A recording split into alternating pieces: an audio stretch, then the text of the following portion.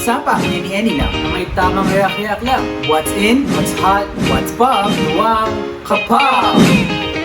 Hi mga kapoppers, I'm Nico. And I'm Colin. Today we will be doing Top 10. Top 10 shopping events for our 2020 bushfires in South Wales, Australia. News dyan is climate change ang reason. Yes. Some other news nagsasabi may nag-start din ng apoy. Like may mga arson, ganyan. Then kumakalat yung apoy. Pero mostly climate change, global warming kung bakit nangyayari yung bushfire. Kaya we should plant more trees, respect sa mga nawala ng buhay doon sa bushfires and also yung mga affected families. We're here for you, praying for your strength now. But kapag nababalikan yung bushfires ay napakatindi din ng nangyayari ngayon. Nakakita ka na ba ng bushfires in real life? No, pero according sa mga news na napanood ko, para bang ang lawak lang. Yung sa landmass kasi ng Australia, di ba ang lawak na ng Australia? And yung map, geographical map na pinakita nung lawak pagkasunog is parang laki rin, di ba? Kawawa rin ng wildlife doon. Kasi Yun na nga, sila wild inosente na sa wild part ang ako. Australia, di ba? Totoo, kawawa sila. Yun ang inosente pag nangyayari yung mga ganyan. So, I don't know, parang nangyayari naman kasi talaga, di ba kahit sa US? Yeah, ako naka-experience na ako nun. Nag-travel ako going San Francisco to LA. Nag-long ride ako sa bus. Nasa gilid ko lang yung start yung fire. So, may fire na. Tapos dumadating yung mga helicopter. Nagbabagsak ng water talaga. So, yung experience niya, kulog sa usok yung bus. So, mahirap huminga talaga. Ayun, di pa malaking apoy yun. So, I know how they feel talaga sa mga nandun sa bushfires mismo. Top 9 2020 US election result. Yeah. What do you think about that? Ikaw ba? Yeah, well, yeah lang din kasi Final na ba siya? Final na. I It's, heard si Trump ay ready na raw mag-resign. Well, hopefully, kasi it's not gonna get any better for me. Kasi si Biden, have you seen how he has his children? But it's not any good, and the way he stutters, it's not presidency level.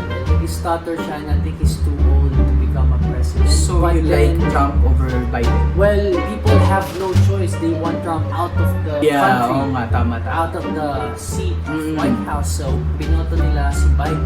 They just have no choice kasi I think Bernie Sanders would have more chance than Biden if Bernie didn't win. But, yeah, yun lang naman ang opinion ko doon. Oo.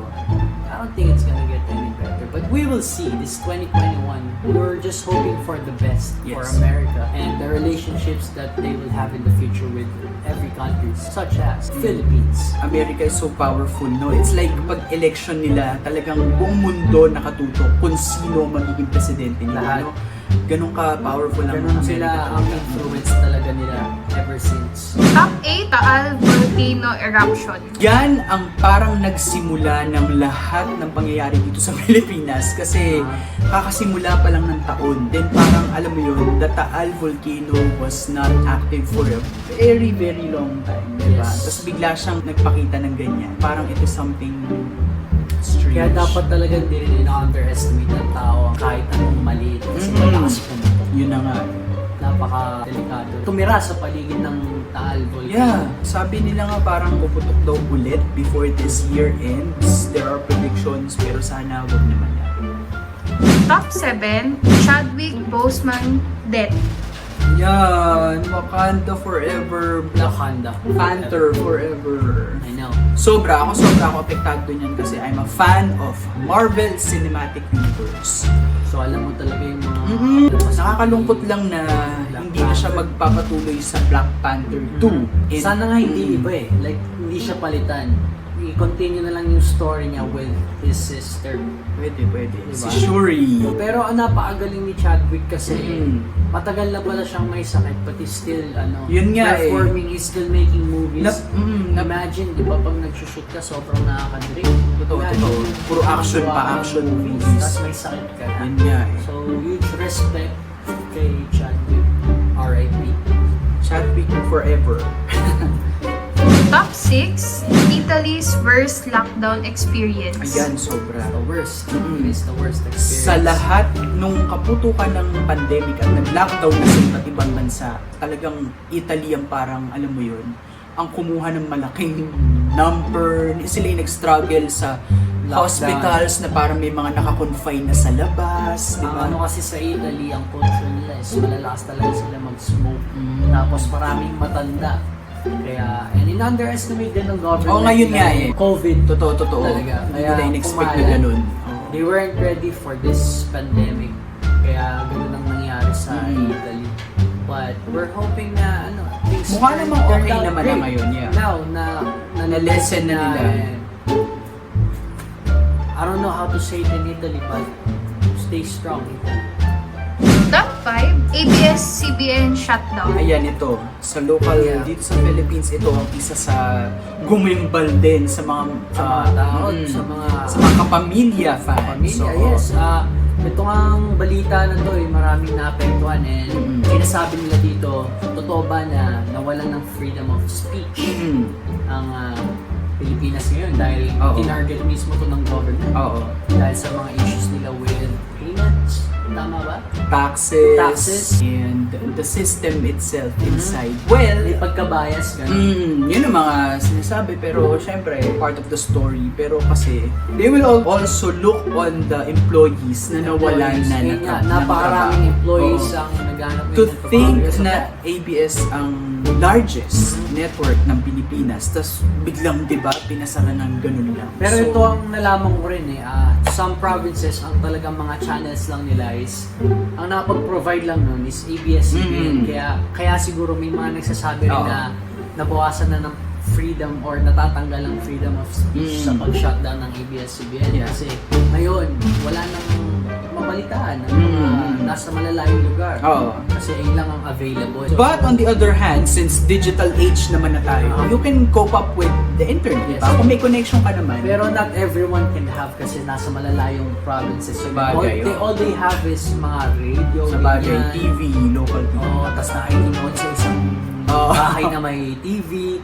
Kaya, I think, parang ang discard dapat dun is they gave a chance na ma-renew. Diba? Kung ano mang issue sa loob na pwede namang maayos, Oo. it's not, kung pwede namang bayaran, I think pwede rin. But, Well, dumaan naman sa due process sa mga bagay-bagay, di ba? Talagang Yeah. siguro it's the votes that didn't Make it. make it. or talagang kinalaban nila yung president. Whatever. Yeah, Pero, it's like whatever. one thing is for sure, babalik din yan in the right time. Hindi naman, syempre, it's ABS-CBN, we all know that.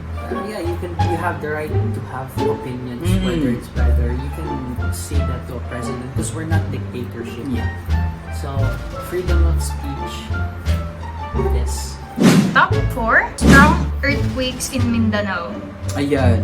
Strong earthquakes. Ayan, ang nalalaman ko dyan is that kaya mga nangyayaring earthquakes sa Mindanao is sobrang laki ng kinat na budget for FIVOX. Talaga? Like 130 million kasi hindi nila pinaprioritize talaga. At di sila pinapakinggan ng government. So, wala silang... So, na-underestimate yung mga earthquakes kaya maraming affected ngayon sa lower parts ng Pilipinas. Yes. Kaya if any officials who are listening to us right now, bigyan natin pansin nitong mga FIVOX na talaga namang legit na science na inaaral kung bakit nagkakaroon ng earthquakes at paano Yes. mas-prevent ito. Kaya bigyan They natin ng need prioritize advice. itong mga disasters sa Pilipinas kasi Totoo. we're inside the ring of fire. Mm-mm. Napaka-prone ng Pilipinas sa earthquakes, Earthquake. mga disasters, typhoons. Dapat lagi tayong ready dito, hindi laging nakaasa ng donation sa ibang bansa. Yaman-yaman ng Pilipinas. Saan Totoo. napupunta yung pera ng bayan, yung pondo ng bayan? Di ba? Nakakapagtaka. Puro tama na yung thinking na parang Filipinos are resilient, na parang kaya nilang bumangon. Laging ganun ang No, sinasabi. kailangan magwari ng paraan or to Yep. invest on something na mas makakagawa ng solution sa mga kasi ganyan given na yan yung mga bagyo lagi naman nangyayari, inevitable yung mga ganyan. Tulungan mo sa mga kapwa. Diba? Top 3, Kobe and Gigi Bryant's death. Ayan, ako nakakalungkot yan sobra. Kobe.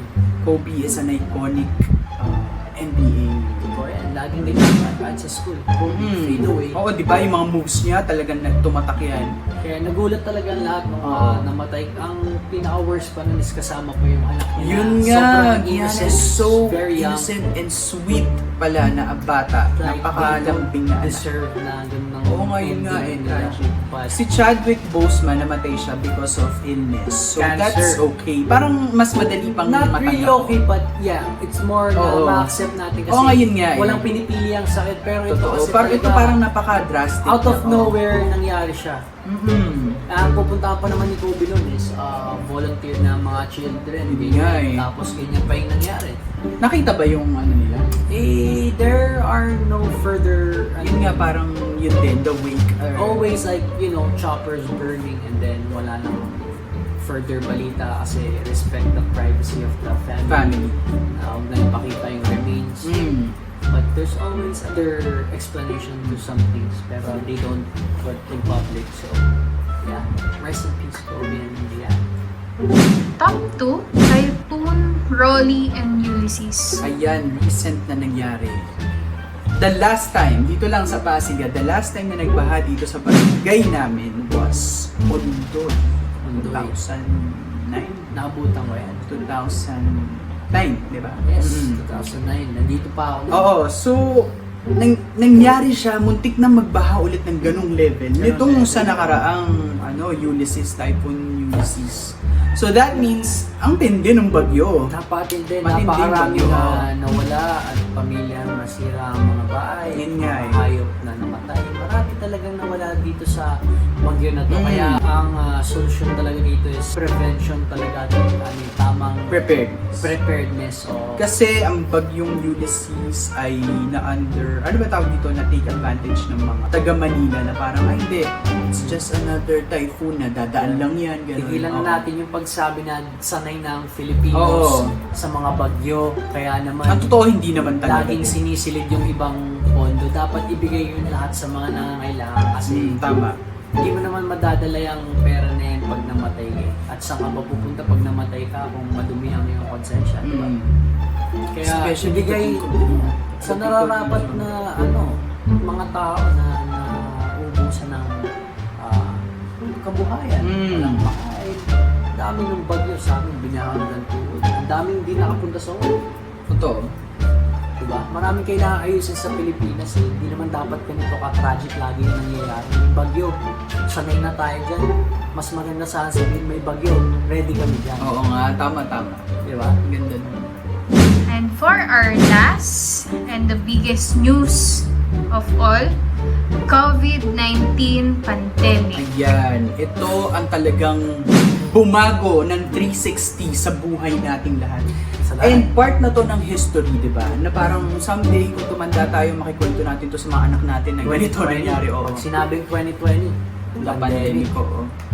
The COVID-19 pandemic. Like, COVID-19. even the powerful countries tumigil dahil sa, alam mo yun, sa pangyayaring to. even presidents get, Even the most powerful president, kahit parang walang nasa magawa. lugar, oo. kahit sa bundok ka nakatira, malayo ka sa Wala. tao. Yun na nga, yun din, parang wala kang lulugaran. Wala kang lulugaran kasi pandemic talaga yan at ayan ay mahirap iwasan kaya dapat hindi na-underestimate din. And hindi naman talaga dapat tayo aabot sa ganitong sitwasyon kung naniniwala rin sa mga department like science and medical ang mga government. Hindi po sa pagpapaganda ng panlabas. Yes. Kailangan asikusuin muna yung sa loob yung mga health talaga aspect. nangyayari. Yes, sa loob mismo ng bansa yung mga tao, mga pangailangan ng tao. But this this pandemic actually brought light to a lot of things. Kung ano Yun, yung oo, pinaka-importante dito sa mundo. Nga yun din. It brought family together, Yes. closer May mga together. good things din naman talaga. Marami rin good things itong nagawa. Realizations or pandemic na tinuro sa tao that we are just trespassers dito sa mundo. We gotta respect life, we gotta respect what was given to us, and we always have to give. There are good sides din naman. Like nung early days ng pandemic, nung mga lockdown, di ba doon tayo nakapagtala ng parang clear air quality sa Metro Manila. Yeah. Doon nalinis yung Manila Bay. Parang may mga ganong bagay na nangyari. Sabi nga nila, the earth itself is healing. So parang may purpose din naman ang lahat ng bagay na nangyayari. And first time na nangyari na parang tao sa tao ang pasahan ng virus. Yung parang tao ang kalaban mo. Parang ganon. things happen for a reason din kasi. Yung virus makakalaban natin to by, we can't say na stay together eh. Like, just improve our health and resistance talaga. Yun lang. Mental always, pagbigyan ng pansin ang mental kasi usually dyan nag-start yan from stress and yung resistance. Yun nga, oo. Kaya always, be strong mentally then the body will follow. So, of course, when you know that, okay, malakas yung mental mo, then you're gonna work out and you're gonna eat the right foods para ma-combat natin yung pandemic. Of course, tamang paglilinis lang, proper follow hygiene. the protocols. And yan, we will get through this together for 2021. Hopefully, it would be a fruitful year for everyone na mabawasan na ang mga cases. Tama, more tama. recoveries. Yun ang challenge. We have to look on the brighter picture. Like, na-surpass natin eh. Na-surpass natin lahat ng nangyari ngayong taon na to. So, next year, panibagong simula naman, di ba? Yes, I'm expecting evolved human species na lahat tayo na united and how we combat things. We already know what to do, you know? So, that's it for this year, mga kapoppers. Salamat sa pagtutok sa aming mga episodes at aasahan namin na kayo pa rin ay patuloy na susubaybay sa mga susunod na episodes for 2021. Kaya abang-abang lang dahil marami pa aming pakulo for next year. Yes, so don't forget to subscribe sa aming YouTube channel, that's Kapop Pilipinas, and click the notification bell. Also, follow us on Instagram and Twitter at Kapop Pilipinas. Feel free to comment, leave a like, share to your friends. Any feedbacks are welcome kasi mahal na mahal namin kayo mga kapoppers. So, welcome kayo dito kay Mahiya. Yes. Thank you very much for your support. Samahan niyo ulit kami next year sa mga usapang any-any lang. Na may tamang react lang. What's in? What's hot? What's pop? Gawang Kapop! Goodbye, 2020! We are looking Finally. forward for the best year of what 2021 has to offer. Thank you for all the lessons of 2020. Mhm. For this 2021, we'll get back stronger. Yes, we survived 2020! Let's say yes, 2021. Yeah! Woo! Bye!